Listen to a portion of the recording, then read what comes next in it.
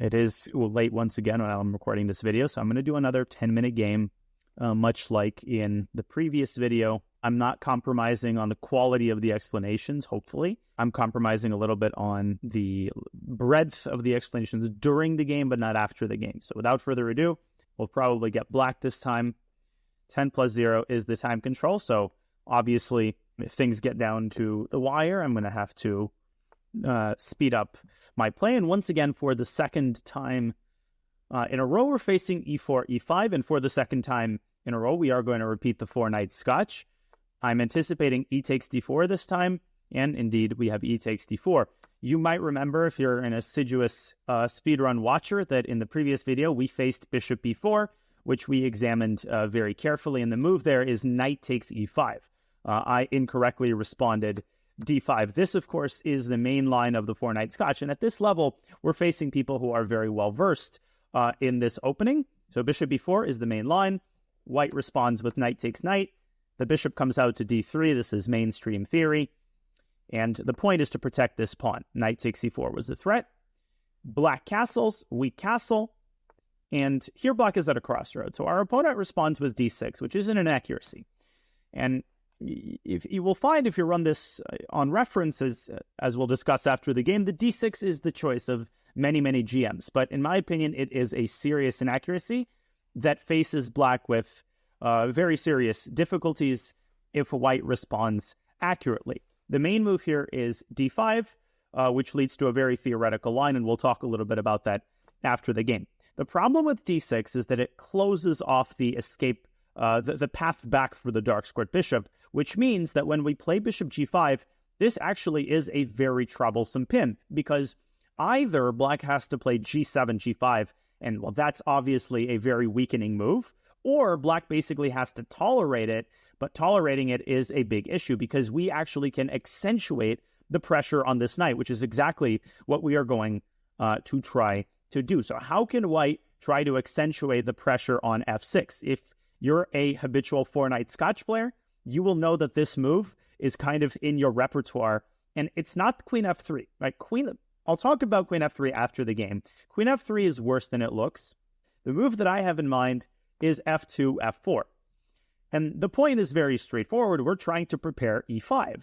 And you might look at this and say, well, isn't the e5 square defended twice and only attacked once? Yes, it is. But e5, first of all, can still be a very, very strong move, even if it's a sacrifice, because after pawn takes pawn, after the trade on e5, the rook opens up and the pressure on the knight is increased. So a pawn sack on e5 is very standard fare in the 4-knight Scotch. So our opponent is kind of wasting time on the other side of the board, which is giving us a lot of time to, cross the T's and dot the I's. Now, one thing that we need to be very careful about is our king, right? When you make the move f4, as I've said many, many times, you have to be very careful about weakening this diagonal that I've highlighted in blue. And the issue with the immediate e5 is that after black takes and we take, black can actually drive the queen into d4 and deliver a very nasty check, which also hits the bishop on h4. And if you drop the bishop back in that position, black can take on e5 and there's nothing remaining from our pressure. So let's throw in the move king h1, which is a nice prophylactic move so that we don't have to worry about any headaches on that diagonal. And now we can get down to business on the king side. So again, the question is, do we push e5 or do we make another preparatory move, such as queen f3, with the intention of bringing the rook over to e1? Largely, this is a matter of taste. I think that there are a lot of good moves in a position like this. If you're a very aggressive player, I think e5 is what you'll lean toward. But given that we have this for the first time, we have the main line 4-knight Scotch for the first time, I'd like to play in a more methodical manner. So let's bring our queen out to f3. And of course, we are piling up indirectly on the knight, right? You should almost imagine that e5 is already played. Then these moves start to make a lot more sense because the pressure on the knight will increase tremendously. But the main idea of this move is to bring all the toys to the nursery party, just to bring the rook to e1. And once the rook is brought to e1, well, then e5 is going to be a devastating threat. But before we rush to play that move, there's something that I noticed, which is that the queen is also x-raying the other rook, right? The rook on a8 is undefended, and it's being x-rayed along this diagonal by the queen. So let's consider e5 another time. What happens after e5? Well, black is obliged to take, and we actually don't have to take back on e5. In that position, I actually think we have a winning move, and what makes this winning move a little bit hard to find is that it comes on an area of the board which you might not be paying attention to. So what move am I talking about? e5, pawn takes e5. Notice that the bishop on c5 is then also undefended. We can just take the pawn on c6, as simple as that. And that's a fork. That is a standard garden variety of fork, because we're attacking the rook on a8 and we're attacking the bishop on c5. And I think the game is just over in that position. We go e5, our opponent playing way too quickly and just making these mundane moves. And after queen takes c6, I think black's position is resignable. I don't see a way for black to defend both of these pieces at the same time. Queen d5 would serve that purpose, but obviously that square is protected by our knight. The game is over. And apart from the fact that black has these two pieces hanging, there's also this tremendous pressure on the f6 knight, which is hamstringing black even further. But that doesn't matter anymore. And I think that is kind of the beauty of coordinating your pieces nicely, which is that you might have one idea in mind. You might have one general plan in mind. But when your pieces are active, what you will find is that very often, the entire world opens up to you, and the winning idea might come from a completely unexpected source. Okay, e takes f4 is just complete and total desperation. But let's try to be accurate here. We've got a pretty vast choice. The most straightforward move is queen takes a8, and that's probably the move we're going to end up playing.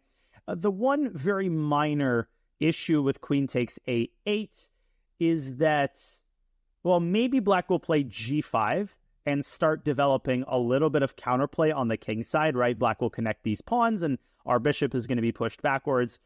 So you actually can also take the dark squared bishop here, and there's a case to be made for taking a minor piece rather than a rook in the middle game, because sometimes minor pieces are more impactful in this type of position. But we could also take the horsey first. We could play bishop takes f6 in this position. And this is a very nice intermezzo because the queen is pressuring the rook on e8. So queen takes f6 gets checkmated, and pawn takes f6 completely ruins black's kingside pawn structure, which precludes any potential counterplay. Now, this move is very, very good, actually. And this is a move that I anticipated.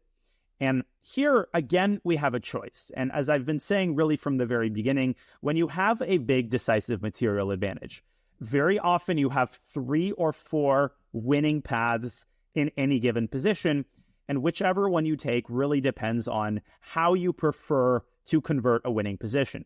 The sort of Russian schoolboy move is bishop takes d8, but that's not the best move. You shouldn't be aiming as your first goal to trade queens. You should be aiming to just get the most winning position. And if you look at this position very carefully, don't play queen takes rook, because then black's queen is going to capture our queen, and black's queen is no longer going to be hanging. The best move is bishop takes g7, right? Because we're already losing that bishop anyway. We give it up for the pawn, then we take the bishop on c5. And as a result, the smoke is finally cleared. We're up a full piece. But not only that, look at black's king side. Black's king is entirely in shambles. The f-pawn is hanging, and black has 0 counterplay to speak of. We can just start mopping up all of black's remaining pieces. Now we take on c7, hitting the bishop and hitting the pawn. This is very, very straightforward conversion. And this is game over. Now there's no checkmate on g2 because that is safely defended by our king. And now we come back and take the pawn on f4. And we're following the general rule that I've outlined many times, which is that you shouldn't go out of your way to trade queens, but if an opportunity presents itself, then by all means trade queens, because that often simplifies the winning task. Checkmate on h7, a very simple game, but a good introduction to the main line of the 4-knight Scotch, right? I like to play simple games to introduce deep lines because it's a good way to just approach that line and get your bearings. So let's go through the game quickly with an eye toward understanding the essence of the mainline 4-knight Scotch, which we are facing for the first time. So in the previous game, we faced the immediate bishop b4, which is an old move that I had forgotten how to play against. My response was d5, and then the center closed up. My opponent played a really, really nice game. But the testing move here is knight takes c5, as you might remember. And hopefully you remember that after knight takes c4, the critical move here is queen to g4, hitting the knight and hitting the g7 pawn.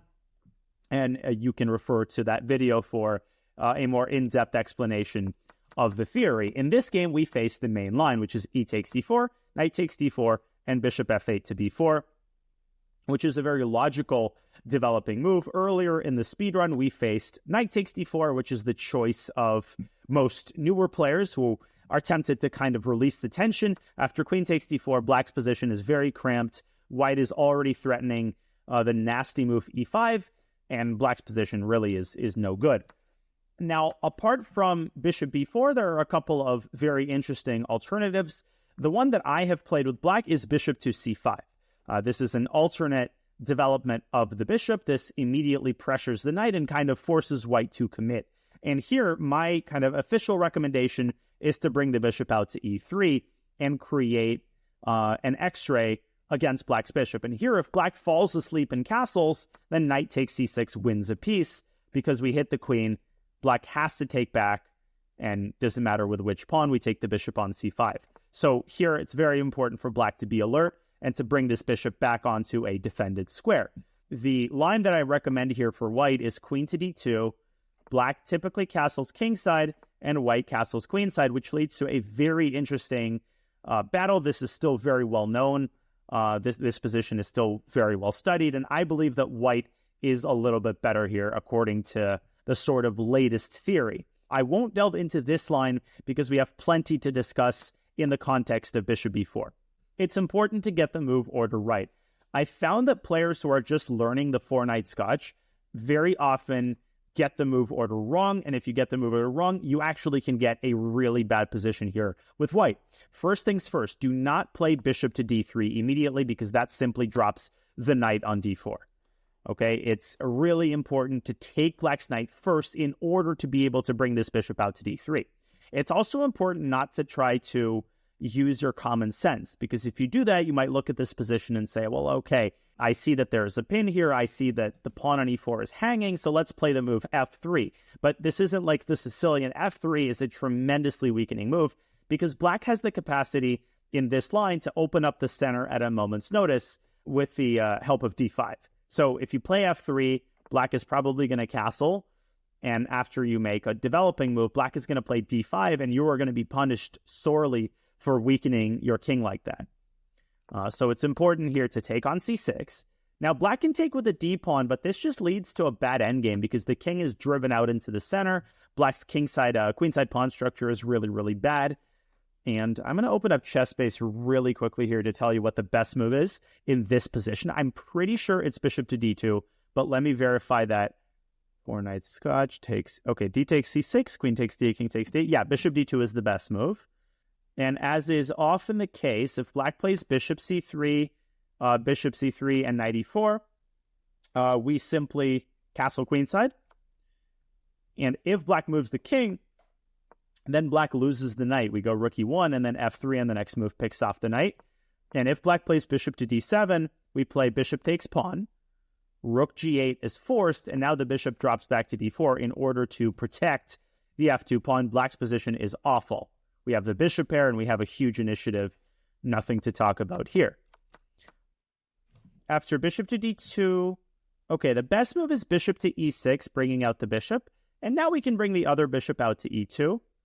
And once black plays a move, I don't know, like king e8, we can secure the e4 pawn with the move f3. And with the queens off the board, f3 makes a lot more sense. Then we can continue by castling queenside, and white just has a pretty big advantage here. So DC is nothing to worry about.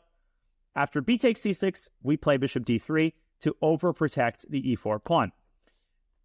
Same thing I said last time. If you use your common sense, you might come up with the move bishop to g5, and you might think, well, this is a more active way to defend the e4 pawn. We're pinning black's knight. Who can tell me what exactly is wrong with the move bishop to g5? How does black punish this move? Why is it wrong? And this is actually a very common type of mistake. Yeah, the problem is that black plays h6. Now, you don't want to give your bishop away. That's pretty obvious because you're giving black the bishop pair and you're giving black massive pressure on the knight. And if you play bishop h4, black can play g5 and force this bishop onto g3, and white simply loses the pawn on e4. And this is a very troublesome scenario. Now, the game continues here. According to the engine, white can eke out equality with queen to d4, but I don't recommend this line at all. And if white plays queen e2 here, then black can simply castle kingside. And if white picks up the knight, black plays rook e8, bishop e5, and bishop to d6 is very strong here because white is going to lose this bishop. It's attacked too many times. So don't play bishop g5. Again, don't play f3.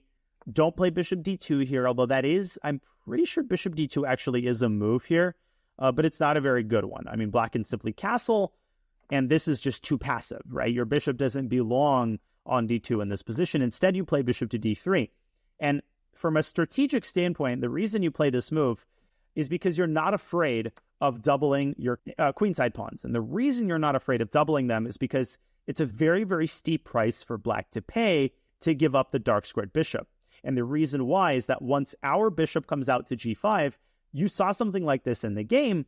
This pin against the knight, coupled with all the dark square pressure that we can exert, makes it totally unjustified for black to give up that bishop. So one way that this can play out, let's say black plays castles kingside, we castle kingside and black plays d6, kind of like in the game. We play bishop to g5, and black is really, really, really suffering on the dark squares, and white has this plan that we executed in the game of playing f4 and e5. Black really, really needs to drop this bishop back to e7. So don't be afraid of getting your pawns doubled in general, but particularly in this position. So castles is fine. Alternatively, black can play the immediate d5, and most times this transposes into the main line. After pawn takes, castles, we get the same position that we would have gotten in the game if black had gone d5 in this position, which is considered the best move by far, as well as the main line. So I'm pretty sure that we're still going to face it. But after d5, the line that I recommend is e takes d5, c takes d5. And here we reach a branching off point where white has several very interesting continuations. The traditional main line is bishop to g5. And typically black responds by reinforcing the d5 pawn with the move c6, so that knight takes d5 is not an issue. White continues to pressure the knight with queen to f3. But here you begin to see why queen f3 is not as dangerous of a move as it might appear. So the most popular move is bishop e7, but black doesn't actually have to reinforce the knight. Black can also play the bishop back to d6 in order to pressure h2. And if white plays bishop takes f6, which is one of the main lines, black responds by taking with the queen. And as you know, when the queens are off the board, the sort of importance of the ruined pawn structure greatly diminishes. Black's king is a little bit flimsy, but white doesn't have the firepower to develop an attack on black's king. So the pawn structure is unpleasant, but it's not a big problem that black's king is now weakened. And white has a tiny smidge of an edge here, but this is not the line that I recommend to most club players because this is not as fun, and most games here end in a draw. Instead, the line that I really like, that really caught my eye, is actually this very flexible move, h3. This is the actual recommendation that I think will challenge most players under 2,300, and even some titled players. So the point of h3 is simple. It's a flexible improving move. It controls the g4 square, and you're preparing to bring the queen out to f3. If you bring the queen out immediately, you're potentially walking into bishop g4 move, although you can't actually start with queen f3. Still, I like h3 a lot because you're not really revealing your intentions. Now, typically black responds with c6 in order to reinforce the d5 pawn, but a lot of newer players are going to be lost at c in a position like this, and it's very easy for black to go wrong. If instead black plays a move like rook e8, for example, white brings the queen out to f3, and already black is experiencing some issues. Let's say black tries to play this without going c6. So what move comes to mind here for black if you're looking at this for the first time. Maybe somebody in the chat can tell me, like, what would you play here with black? Just for me to get a sense of how people are thinking. Okay, so h6 is one move. We'll talk about it in a second. I would imagine that some people would probably bring this light squared bishop out, let's say to b7. So bishop b7 already leads to a worse position because white plays bishop to g5. And this is like the crux of white's setup. We play bishop g5. And just a moment, please. Sorry. Something happened to my chess base. I'm just consulting my files. And this position is already very unpleasant for black. Okay, I guess I'm just going to have to turn Stockfish on manually. Just a second. Sorry. Chess base is not acting very well. And this is going to be a bit of a dry exposition. So if you're watching this on YouTube and you're like, yawn, yawn, remember that the ultimate point of this speedrun is to introduce you to an opening repertoire that's going to last you for like the majority of your chess career. So there's going to be stretches of my explanation that are just theory. And you just have to ask yourself, like, what do you want? You know, do you want to always be entertained, or do you want to actually learn some theory so that you can get good positions out of the opening? Here you play bishop g5. And let's say that black plays h6. Now you can get a much better endgame. You can take on f6. Black takes on f6. You take on f6. And compared to the version of the endgame that we consulted, this is simply a much better version for white. Now, again, the pawn structure is kind of bad. And the best move here, according to the engine, is a really interesting one. It's actually rook a to b1. And the point of rook a to b1 is to take the sting out of the move bishop takes c3. Because if black takes on c3 now, then you take back, and you can see why you put your rook on b1. Now it's attacking the bishop on b7, and black is in big, big, big trouble here. If black takes bishop c6, you can deploy your rook into the game via b4, and then you can shuttle it around to the king side and start attacking all of these vulnerable pawns. It's really not easy to play this position with black. If black plays c5, which I think is a very natural move, the knight can jump into b5. You're threatening knight c7, you're threatening knight d6, and if black continues to push his c-pawn, the bishop finds a nice parking spot on f5. Black can chase it away with rook e5. The bishop sort of ferries itself back to f3, where it x-rays and attacks the d5 pawn. Black is in trouble here. White is clearly better. So this would be one way that black enters a worse endgame. Some of you are proposing h6 here, which is a totally natural move to stop bishop g5. Here, the bishop develops to f4. And again, white gets very free and easy play with his pieces, whereas black is struggling with a weakness on d5 and a general lack of piece coordination that can really, really cost them a little bit later in the game. Let's say black plays bishop b7, you bring the rook over to e1. If black plays a single inaccurate move, like queen to d7, bishop takes h6, and already black is losing because the g-pawn is overloaded, g takes h6, queen takes f6, and the game is already over. Notice that d4 is never a problem because the bishop on b7 is unprotected. So h3, I think, is a very worthwhile attempt. Black, of course, can equalize with best play. And the best move here for black, according to sort of modern theory, is the move c6. And after c6, white plays queen f3. And as far as I know, most people here like to play bishop to d6, just getting this bishop on a better square. Now I really like the new move rook to e1, just getting the bishop onto a better square. Most popular response to this move is rook to b8. And now we play b3, and suddenly we fianchetto the bishop, which is not that common in the four-knight Scotch, but I really like the way that some players have played this b3, and I would prefer white here. I think white still has an edge here. Rook e8, for example, we can take on e8, and if black plays queen takes e8, then we can play bishop f4 and go for the dark square. So the development of the dark squared bishop in the four-knight Scotch is very flexible. Sometimes you develop it to g5, sometimes you fianchetto it, and sometimes you bring it out to f4. And the reason you would bring it out to f4, the reason that the bishop trade actually favors white here, is very positional. If black trades on f4, look at the weakness of the dark squares on the queen side. All of these squares are under white's control. Also, the rook is hanging. And what is the sort of textbook way, we've talked about this before on the speedrun, that white can exploit the weakness of the c5 square, and by extension, the weakness of the c6 pawn. What is the sort of textbook move here? Pause this if you're watching on YouTube and try to figure it out. So you want to exploit the square on c5. What is the best piece to exploit a weak square with? Well, it's the knight, and therefore knight to a4 is a pretty classic move. You're aiming for c5, but mainly you're just immobilizing the c6 pawn. You're not allowing black to play the move c6 to c5. So let's say that black goes, I don't know, rook to e7. Here, you can play b4 and really accentuate your control over that square. Notice how you're clamping down on black's pawn chain by controlling the c5 square. And even if black trades rooks here, that doesn't actually help black's cause, because ultimately black is going to pay the price for these incredibly weak pawns. On the queen side, you're threatening to infiltrate with your queen, and you can play positionally by establishing a blockade on c5.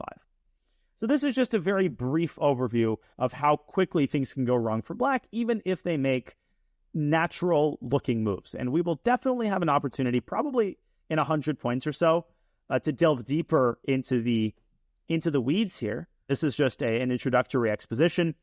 But in short, if black plays the main move, which is d5, you take, you play h3, you deploy your queen to f3, and then based on the setup that black chooses, you either bring the bishop out to g5. If black drops the bishop back to d6, you often want to trade dark-squared bishops, but you also should keep in mind the fianchetto, which aims both bishops at black's king. Okay, hopefully that made some sense. Now let's get to the game continuation, which is very common at a club player level, and that's d6. So bishop g5 is a very direct move. It is not the only move to challenge black. I think the engine's top move, believe it or not, is knight a4. But I wholeheartedly recommend that you play bishop g5, because the engine's top choice is really, really crazy here. According to the computer, black actually has to go g5. And this doesn't solve black's problems. White is still better here, because after bishop g3, the pawn on g5 sticks out like a sore thumb. And the way that you exploit a pawn like this is by pushing f4 and blasting open the king side. So let's say that black plays a neutral move. Let's say that black plays rook to b8. Here, you automatically play the move f4, and black is already busted. There was one game in the database where black played bishop to g4. White calmly blocked the attack with his bishop. Black delivered a check on c5, which is totally useless. Black is already losing. King h1, bishop takes e2, queen takes e2. Black centralized the bishop, and white blasted open the center with e5. And after rook e8, f takes g5, black played knight h7, and white played g6. And after f takes g6, queen c4, black resigned because he lost the bishop in the center. So that was a game. 2000 versus an unrated from 2000. So that's a good illustration of how wrong things can go. Now, black can try to do something about the threat of f4. Rook e8 is one of the main lines here. And if white plays f4 prematurely, then bishop g4 can actually be a pretty nasty idea, because the e4 pawn is going to be a weakness in a lot of these positions. If white plays queen e1, then there's like knight takes e4, bishop e4, and f5, and things get really, really messy here. So there's no reason to rush with f4. In response to rook e8, the best move is just to play rook e1 and reinforce this pawn. Black is still in big trouble, and f4 is still a problem. Bishop to g4 is the main move. Now we bring our queen up to d2. Now you see why you put the rook on e1. Now knight takes e4 is no longer a problem. If black plays knight to h5, then we can chase the bishop away with h3. The bishop is forced to drop back, let's say bishop e6, and we play bishop to h2. Our position is fantastic. Black's pawn structure is terrible. And the key thing to understand is that you don't have to rush f4. You can just make improving moves and enjoy your position, and then play f4 when the moment is right. So, long story short, g5 does not solve virtually any of black's problems, but it's still black's best move. Okay, so in this game, black missed his opportunity and played rook e8. Here, f4 is automatic because g5 is no longer a problem. And I would go so far as to say that black is maybe not totally lost, but borderline lost. Because g5 is never going to be possible This pin is essentially eternal. The only way that black eradicates this pin is by moving the queen out of the way. But the moment he does that, we take on f6, we play queen h5, and black can resign. The h6 pawn is hanging. I see a couple of games in the database. King g7, rook f3, the game is over. Rook is coming to g3, and black is getting completely steamrolled on the king side. One game in the database continued rook h8, and now the best move is not rook g3 check, because that helps the king get to a safer spot. It's actually queen to h4. This is a really instructive move. It's a prophylactic move because it aims at the f6 pawn, and it stops the king from escaping to f8. And if black tries to reinforce the pawn, then white plays e5. And only if black plays f takes e5 does white deliver this check. And black loses the queen and gets checkmated because the connection between the rook and the queen is intercepted by black's own king. If black takes with the other pawn, then obviously we play f takes e5, and it should be very clear to you that black's position is collapsing at the seams. The bishop is also hanging. Not that that matters. I mean, we're just going to blast through on the f file. So after f4, the game is essentially over. Our opponent just didn't know what to do. And that's why he played, a pretty neutral move like a5, which just gives us more time to accumulate the pressure on the king side, which is why we had the time to play a move like king h1. And I think this should be the main takeaway for intermediate players who are watching this game, which is that when you get a position like this, there is a major temptation to just crash through with e5. And if you crash through at the wrong moment, you can get burned for it, as we would have if we had gone for this position. Here, black has the intermezzo queen d4 check. Hits the bishop, hits the king, bishop has to block, black takes on e5, and black is completely fine, right? There's nothing left of our attack. So the importance of understanding whether you're in a hurry, and if you're not in a hurry, then making a single move like this, a single move that improves your position, improves the safety of your king, can greatly increase the probability that your attack succeeds, okay? And again, all of this time, we're not afraid of bishop takes c3. This doesn't actually do anything for black because the e4 pawn is safely defended, and it's safely defended because this knight is permanently pinned. Hopefully that makes sense. Okay, any questions thus far? All right. Hopefully my explanations have made sense. So after king h1, okay, our opponent played bishop c5. We deployed the queen to f3, and according to the engine, yes, it was possible instead to play e5. It was possible. It was possible to do this, and after rook takes e5, the correct move is bishop f6, gf6, and now, oh, bishop h7, I didn't see that. For some reason, I completely forgot about the x-ray. Oh, so e5 was in fact winning on the spot. Yeah, I just didn't pay attention to this x-ray. So that's another thing to file into your mental directory, especially because this bishop is very rarely undeveloped for so long. So I think in my mind, it didn't occur to me that the queen could possibly be undefended. Oh, actually, after rook e5, you could already play bishop h7. You don't even need to take on f6, but it's a good idea to do that. So e5 was winning on the spot, but we played queen f3. Does that really ruin anything? Because black is so helpless. King h8 and e5. Probably would have been more tenacious for black to defend the c6 pawn. If I was playing black here, I would play bishop d7. But here, probably we can still play e5. And this is the square clearance idea. Here, the best move is to put more pressure on this knight with knight to e4. Because this attacks the bishop, this attacks the knight, and after the bishop drops back, now we take back on e5. And after black takes on e4, white takes on f7, king h8, bishop takes e4, and we finish things off in this position with what move? Who can find a very straightforward way to end the attack? Queen to g6 is simple and incredibly powerful. This builds battery. And notice the role of the f-file control after king g8, queen h7 is mate, because the king can't escape down the f-file. So I'm a little bit upset that I didn't find the immediate e5, but our position is so overwhelming and black is so paralyzed that we can basically do whatever we want. Now, some of you were worried about bishop to g4.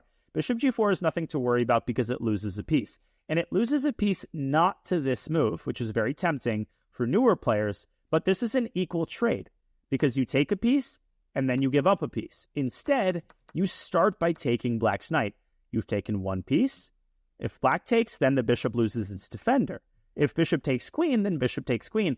And now both bishops are hanging and black loses a piece. Either black takes on d8 and we take on f3, or black moves this bishop and then we move our bishop either back or we take the pawn.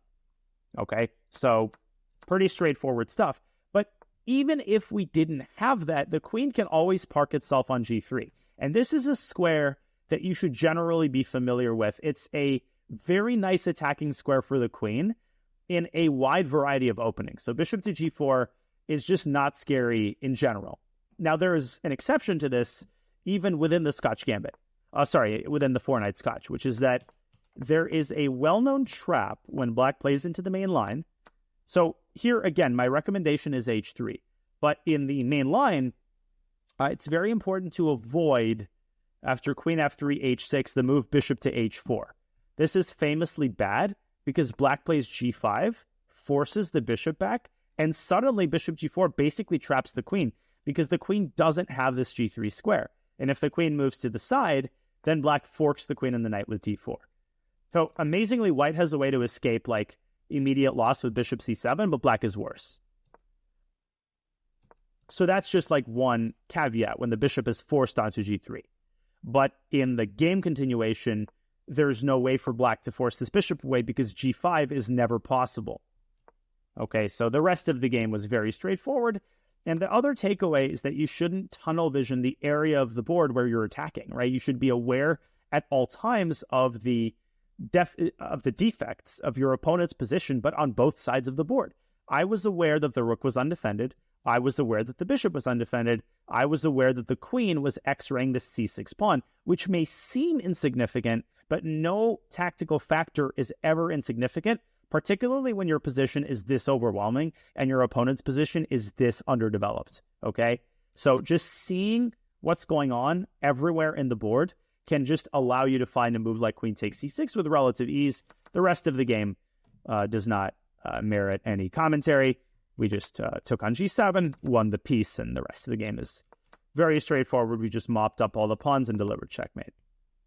So a very simple game, slightly, plain vanilla meat and potatoes, but it was, I think, a good introduction to the mainline four-knight Scotch.